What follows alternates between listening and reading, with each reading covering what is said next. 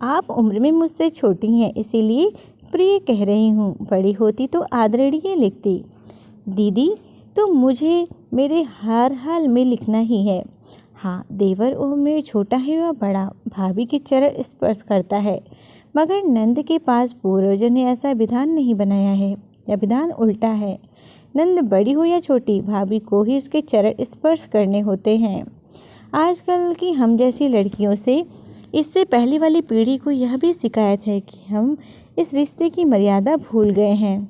आजकल हम उम्र में छोटी नंद और देवर को दीदी और भैया ना कहकर नाम से पुकारने लगी हैं।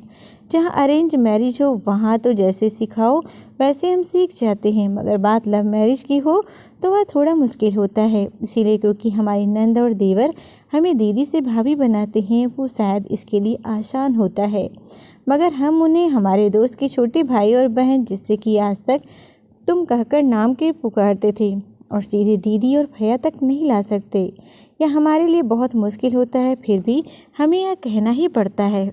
आपको लग रहा होगा कि भला यह कोई विषय है जिस खत के माध्यम से उठाया गया, मगर विषय तो है ही ना। यहीं से तो दूरियां शुरू होती हैं। तुमसे आपका सफ़र बहुत लंबा होता है।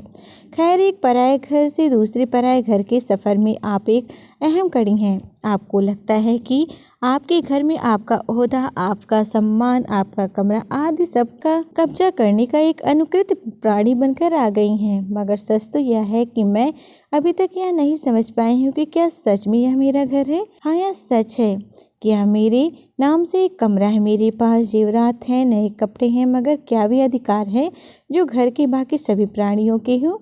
माफ़ कीजिएगा दीदी, जो आपको है।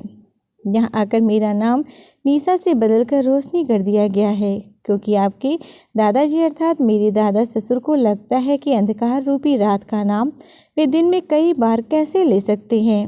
मेरे दादाजी होते तो मैं इनकी इस बात पर लंबा चौड़ा लेक्चर देकर समझा सकती थी कि रोशनी का वजूद ही इसीलिए है क्योंकि अंधेरा है, मगर वे आपके दादाजी हैं, इसीलिए मैं उनसे बहस नहीं कर सकती। अगर गलती से कर ली तो वह उनकी बेइज्जती कहलाएगी। शादी की थकान के कारण आपके प्यारे भाई साहब और आप और घर के बाकी सभी प्राणी सुबह देर से उठ सकते हैं, मैं नहीं। क्यों? क्योंकि मैं घर की बहू हूँ, वह भी नई नवेली। अरे, बहू को तो बहू की तरह ही रहना पड़ेगा। चलिए यह सब छोड़िए। नई भाभी की अटैची नंद खोलती है। आपने भी खोली और मेरी वह साड़ी आपने लिए पसंद कर ली जो आपको बहुत पसंद आई।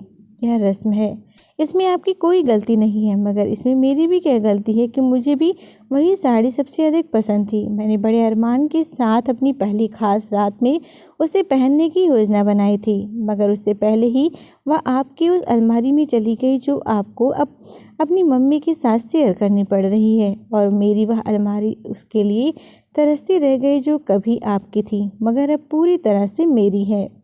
क्या भाभी, आप भी कितनी छोटी मोटी बातों को लेकर बैठ रही हैं?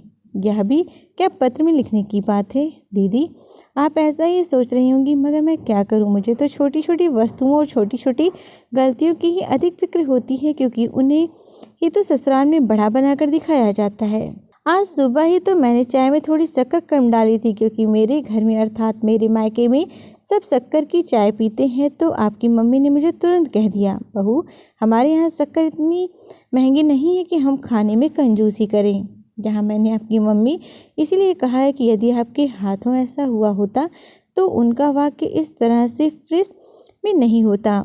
उनका इस घर के लिए हमारा यहाँ कहना और मेरे मायके के लिए तुम्हारे यहाँ कहना मुझे बहुत बड़ी दुविधा में डाल देता है कि आखिरकार इस हमारे और तुम्हारे में मेरा कहाँ पर है। खैर छोड़िए यह सब। मैं भी नौकरी पेशा हूँ और आप भी। शादी के 1 महीने बाद मैंने और अपने दोनों ने अपना अपना काम आरंभ कर दिया है। जिस दिन घर पहुँचने में थोड़ी देर हो जाए तो आप थकी हारी लौट कर आती हैं और मैं डरी हुई, शायद इसीलिए क्योंकि मैं बहू हूँ और आप बेटी। बस एक ही सवाल है, जब तक आपकी शादी नहीं हो जाती और जब मैं इस घर में आई हूँ तब से यह घर हम दोनों का बराबर का ही है, फिर मेरे लिए और आपके लिए अलग अलग मापदंड क्यों है? अगर इस क्यों का जवाब मिल जाए तो शायद नंद भाभी सास बहू में होने वाली सभी मतभेदों और मनभेदों का कारण भी मिल जाएगा। आपको तो चिट्ठी लिख दी है। मेरी प्यारी सासू माँ भी शायद मुझसे बहुत कुछ कहना चाहती हैं, तो मुझे कल इंतज़ार रहेगा कि वह मेरे लिए अपने खजाने के कौन से मोती निकाल कर लाती हैं। तब तक के लिए अलविदा। मगर यह मुझे बताइएगा ज़रूर कि आपको मेरी चिट्ठी कैसी लगी।